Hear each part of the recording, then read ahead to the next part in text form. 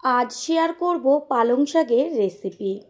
গরম গরম ভাত বা রুটির সাথে যদি এরকম গরম গরম তরকারি পাতে পাওয়া যায় তাহলে কিন্তু আর অন্য কিছুই লাগবে না। সারা বছর এখন সব সবজি বাজারে পাওয়া যায়, তবে সিজনের সবজির একটা আলাদা টেস্টই থাকে। এখন কিন্তু একদম কচি কচি যে পালং শাক সেটা কিন্তু বাজারে ভীষণ উঠেছে। এই পালং শাকটা খেতে এত টেস্টি লাগে, আমি আজ যেভাবে রেসিপিটি শেয়ার করব গ্যারান্টি দিয়ে বলতে পারি একবার এইভাবে খাবার পর কিন্তু আর অন্যভাবে রান্না করতে মনই চাইবে না। নমস্কার বন্ধুরা, শ্বশুর বৌমা রান্নাঘর অ্যান্ড ব্লগ চ্যানেলে সকলকে স্বাগত।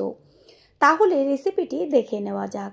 প্রথমেই একদম কচি কচি পালং শাক নিয়েছি, আর এইগুলো কিন্তু কোনো রকম ছুরি বা বটি দিয়ে কাটার দরকার নেই, হাত দিয়েই কিন্তু এগুলো টুকরো করে নেওয়া যাবে। নখ দিয়ে হালকা করে গোড়ার দিকটা একটু চাপ দিলেই কিন্তু একদম ডগাগুলো ছিঁড়ে যাবে। দুইভাবে কেটে নেওয়াটা দেখিয়ে দিচ্ছি, একটা হাত দিয়ে কেটে নেওয়া হলো, আর একটা হচ্ছে ছুরি দিয়ে কেটে নিচ্ছি। এত কচি যেটা নাকি ছুরির দরকার হয় না, তবুও একবার এইভাবে কেটে দেখিয়ে দিলাম। পালং শাকটা ছোট ছোট টুকরো করে নিচ্ছি, বেশি ছোট টুকরো করার দরকার নেই, একটা শাককে দুই টুকরো করে নিলেই যথেষ্ট। গ্যাসের ওভেনে কড়াই বসিয়ে দিয়ে দিয়েছি সর্ষের তেল, আর তেল গরম হয়ে গেলে পরে এর মধ্যে দিয়ে দেব বড়ি। গ্যাসের ফ্লেম লোতে রেখে বড়ি এপিট ওপিট ভালো করে নেড়ে চেড়ে ভেজে নিতে হবে। গ্যাসের ফ্লেম হাইতে থাকলে বড়িগুলো প্রথমেই লাল হয়ে যাবে, আর ভেতরটা কিন্তু সম্পূর্ণ কাঁচা থাকবে, তাহলে খেতে একদমই ভালো লাগবে না। গ্যাসের ফ্লেম লোতে রেখে একটু সময় নিয়ে বড়িটাকে লাল লাল করে ভেজে নিলে এত টেস্টি লাগে খেতে। ঠিক এইভাবে লাল লাল করে ভেজে নিতে হবে। বড়িগুলো কিন্তু ভাজা হয়ে গেল, এবার তেল ছেঁকে তুলে নেব। বড়ি ভাজাটা তুলে নিয়ে ওই তেলের মধ্যে ফোড়ন দিয়ে দিয়েছি একটা তেজপাতা, শুকনো লঙ্কা, আর হচ্ছে ছোটো চামচের 1 চা চামচ কালো জিরে। আপনারা চাইলে 5 ফোড়নও সম্বার দিতে পারেন, তবে আমার মনে হয় কালো জিরেটা দিলেই বেশি টেস্টি লাগে। ফোড়নটাকে গ্যাসের ফ্লেম লোতে রেখে সুন্দর করে ভেজে নেব। যখন সুন্দর একটা মিষ্টি গন্ধ বেরোবে তখন এর মধ্যে দিয়ে দেব থেতো করে নেওয়া রসুন। কেউ যদি চান নিরামিষ করতে তাহলে অবশ্যই রসুনটাকে স্কিপ করে দেবেন। রসুনটাকে বেশ লাল লাল করে কিন্তু একটু সময় নিয়ে ভেজে নিতে হবে। রসুন ভেজে নেওয়া হয়ে গেছে, এবার দিয়ে দেব কুচিয়ে নেওয়া পেঁয়াজ। এখানে মাঝারি সাইজের 2টো পেঁয়াজ আমি কুচিয়ে নিয়েছি। পালং শাক তো অনেকে অনেক রকমভাবেই তৈরি করে খেয়েছেন, তবে একবারের জন্য হলেও ঠিক এইভাবেই রান্নাটা করে খেয়ে তারপরে সে কমেন্ট করে জানিয়ে যাবেন যে কেমন টেস্ট হয়েছিল। পেঁয়াজটা তেলে হালকা একটু নেড়েচেড়ে নিয়ে দিয়ে দেব ঝালের জন্য কাঁচা লঙ্কা। তারপর কিন্তু রসুন আর পেঁয়াজ ভালো করে একটু ভেজে নিতে হবে। পেঁয়াজের গায়ে হালকা একটু কালার এসছে, একদম কিন্তু কড়া ভাজা না হয় সেই দিকে খেয়াল রাখতে হবে। এরপরেই এর মধ্যে দিয়ে দিচ্ছি ডুমু ডুমু করে কেটে নেওয়া আলু, আর হচ্ছে গাঁঠি কচু। গাঁঠি কচু যদি একটু পালং শাকে দেওয়া হয় ভীষণ কিন্তু টেস্টি হয়। আলু আর গাঁঠি কচু একটু সময় লাগে ভাজতে, সেই কারণে একসাথে দেওয়া হলো। দিয়ে দেওয়া হলো পরিমাণ অনুযায়ী লবণ। তারপর সব কিছু এগুলোকে একবার একসাথে মিশিয়ে নেওয়া হলো। এবার আলুটা একটু তাড়াতাড়ি সিদ্ধ হবার জন্য একটা ঢাকনা দিয়ে ঢেকে দেব। 3-4 মিনিট বাদে ফিরে এসে কড়াইয়ের ঢাকনাটা সরিয়ে দিয়ে তারপর খুন্তি দিয়ে ওপর নিচ করে একটু নেড়েচেড়ে দেব। আলু কিন্তু হালকা একটু ভাজা হয়েছে। এই পর্যায়ে এর মধ্যে দিয়ে দেব কেটে নেওয়া কুমড়ো আর সিম। আপনারা চাইলে আরও পছন্দ মতন সবজি এখানে ব্যবহার করতে পারেন। কালারের জন্য দিয়ে দেওয়া হলো হলুদ গুঁড়ো। হলুদটাকে সবজি আর সব কিছুর সাথে মিশিয়ে নেওয়া হলো। যেই সবজিগুলো একটু ভাজতে সময় লাগে সেগুলোকে আগে দেওয়া হলো, আর যেগুলো একটু কম সময় লাগে সেগুলো কিন্তু পরে দেওয়া হবে। ঠিক এইভাবে পাট পাট করে সবজিগুলো দিতে হবে, একবারে কিন্তু কখনোই সবজি দেবেন না। কুমড়ো ও সিম কিছুক্ষণ ভাজার পরেই এর মধ্যে দেব বেগুন। বেগুন যেহেতু একদম কিন্তু সিদ্ধ হতে বেশি সময় লাগে না, আর বেগুন ছাড়া কিন্তু পালং শাকের টেস্ট একদম অসম্পূর্ণ। বেগুনটাকেও সব কিছুর সাথে মিশিয়ে নিয়ে এবার একটা ঢাকনা দিয়ে ঢেকে দেব।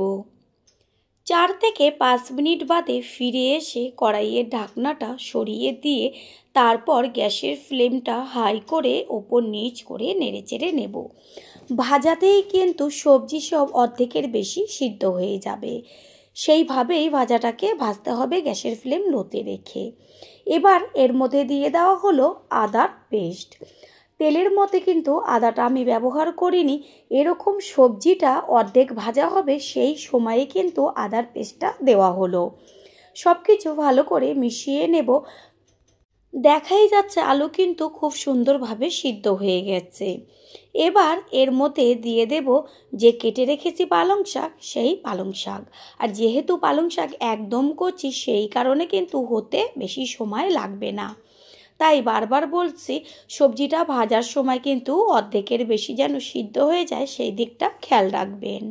অল্প করে শাক কড়াইয়ের মধ্যে দিয়ে তারপর সবজির সাথে একটু মিশিয়ে নেবেন। একটু বাদে বাদে সবজিটাকে দিতে হবে, যেহেতু শাক সেই কারণে কিন্তু একটু মজে আসলেই একদম অল্প হয়ে যাবে, তখন সবজি দেখা যাবে, শাক কিন্তু অত বোঝা যাবে না। ঠিক এইভাবে শাকটাকে দিয়ে তারপর সবজির সাথে নেড়ে দিতে হবে। গ্যাসের ফ্লেম কিন্তু প্রথমে একটু হাই করে দিতে হবে, কারণ শাক দেওয়ার পরেই কিন্তু শাকের থেকে জল বেরোবে। সবজি তো ভাজাতেই সিদ্ধ হয়ে গেছে, সেই কারণে যতটুকু জল বেরোবে তাতেই কিন্তু একদম পারফেক্ট রেসিপি তৈরি হয়ে যাবে। দেখাই যাচ্ছে কিছুক্ষণ বাদে ফিরে এসে কতটুকু জল বেরিয়েছে। এই যে জলটুকু বেরিয়েছে, এতেই কিন্তু শাকটা একদম সম্পূর্ণভাবে সিদ্ধ হয়ে যাবে। পুরনো বন্ধুদের সবসময় আমাদের পাশে এইভাবে ভালোবেসে সাপোর্ট করার জন্য অনেক অনেক ভালোবাসা। শাক যখন একটু মজে আসবে সেই সময়ই ব্যবহার করছি ভেজে নেওয়া বড়ি। এখন যদি বড়িটা দেওয়া হয় তাহলে কিন্তু শাকের সাথে বড়িটাও খুব সুন্দরভাবে নরম হয়ে যাবে, আর বড়িগুলো ফুলে উঠবে, খেতেও কিন্তু ভীষণ টেস্টি হবে। ঢাকনা দিয়ে ঢেকে দেওয়া হলো।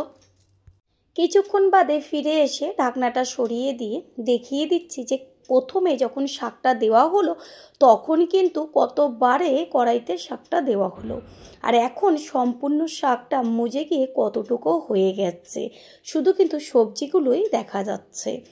এই পর্যায়ে এর মধ্যে দিয়ে দেব টেস্টের জন্য একটা টমেটো। টমেটো দিলে এত টেস্টি লাগে খেতে। প্রথম যারা আমাদের চ্যানেল ভিজিট করছেন তাদের আন্তরিক শুভেচ্ছা ও ভালোবাসা। আমাদের রেসিপিগুলো যদি ভালো লেগে থাকে সাবস্ক্রাইব করে দেওয়ার অনুরোধ রইল, ও পাশে থাকা বেল আইকনে ক্লিক করলে পরবর্তী ভিডিওগুলো সবার আগে আপনাদের কাছে পৌঁছে যাবে। প্রথমে আলু ভেজে নেওয়ার সময় লবণ ব্যবহার করেছি, একটু চেক করে নিয়েছি। এই সময়টাতেই ব্যবহার করছি পরিমাণ অনুযায়ী লবণ, কারণ শাক দেওয়ার সময় যদি লবণ দেওয়া হতো তাহলে কিন্তু আরও জল বের হতো। সেই কারণে জলটা যখন সম্পূর্ণ টেনে যাবে তখনই পরিমাণ অনুযায়ী লবণটা দিতে হবে। আর ভাজার সময় তো সবজিতে লবণ দেওয়াই ছিল, সেই কারণে দুটোই ব্যালেন্স হয়ে যাবে। ভালো করে সব কিছু মিশিয়ে নিয়ে তারপর একটু ঢাকনা দিয়ে ঢেকে দেব। ঠিক এইভাবে ঢাকনা চাপা অবস্থায় 3-4 মিনিট রান্না হচ্ছিল। ঢাকনাটা সরিয়ে নিয়ে এবার কিন্তু শাক একদম কমপ্লিট। সমস্ত কিছু খুব সুন্দরভাবে হয়ে গেছে, কোনো রকম জল জল ভাব নেই কিন্তু শাকে। সমস্ত কিছুর ব্যালেন্সটা ঠিক রাখার জন্য দিয়ে দিচ্ছি ছোট চামচের 1 চা চামচ চিনি। চিনিটাকেও মিশিয়ে নিয়ে আরও কিন্তু 2 থেকে 3 মিনিট এইভাবে চিনির সাথে হতে দিতে হবে শাকটাকে। রান্না কিন্তু একদম কমপ্লিট, গ্যাস অফ করে দেব। তারপর একটু ঢাকনা চাপা দিয়ে কিন্তু রেখে দিতে হবে। 5-7 মিনিট বাদে কড়াইয়ে ঢাকনাটা সরিয়ে দিয়ে এবার একটা পাত্রে তুলে নেব।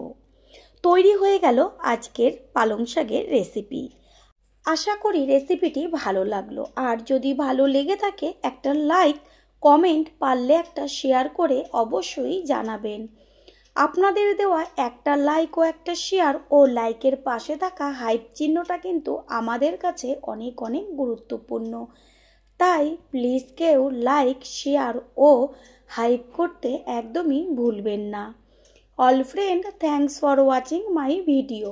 আপনারা সকলে ভালো থাকবেন, সুস্থ থাকবেন। আবারও দেখা হবে অন্য কোনো রেসিপির এপিসোডে।